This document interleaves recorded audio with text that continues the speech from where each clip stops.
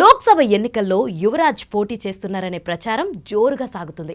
పంజాబ్ గురుదాస్పూర్ నుంచి బీజేపీ టికెట్పై పోటీ చేసి యువరాజ్ తన రాజకీయ అరంగేట్రం చేయనున్నారని తెలుస్తుంది.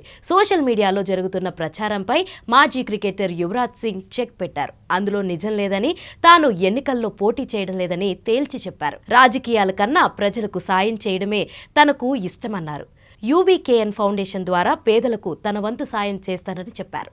యువరాజ్ సింగ్ బీజేపీ టికెట్పై పోటీ చేస్తారనే ప్రచారం సాగింది. యూబీ తన తల్లి శబ్నం సింగ్తో కలిసి ఇటీవలే కేంద్ర మంత్రి నితిన్ గడ్కరీని కలిశారు. అప్పటి నుంచి ఆయన రాజకీయ ప్రవేశంపై విపరీతంగా చర్చలు జరిగాయి. గురుదాస్పూర్ నుంచి ఆయన పోటీ చేస్తారనే ఊహాగానాలు జోరుగా సాగాయి.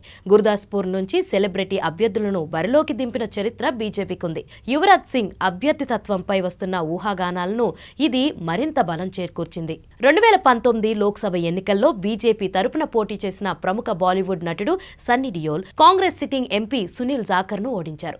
ఆ తర్వాత 2022 మేలో జాఖర్ బీజేపీలో చేరారు. కొన్ని రోజుల క్రితం పంజాబ్ సీఎం భగవంత్ మాన్ సన్నీ డియోల్ తన నియోజకవర్గంలో కనిపించడం లేదని విమర్శలు గుప్పించారు. గుర్దాస్పూర్ నుంచి ఎన్నికైనప్పటికీ బీజేపీ ఎంపీకి పఠాన్కోట్ కు సంబంధించి ఏ విషయం కూడా ఆయనకు ఇంకా తెలియలేదని ఆరోపించారు. రాజకీయాలంటే ప్రజలకు నిత్యం అందుబాటులో ఉండాలన్నారు.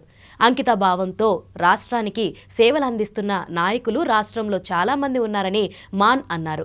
రాష్ట్రంలో ప్రజాసేవకు అంకితమైన నాయకులను ఎన్నుకోవాలని పిలుపునిచ్చారు.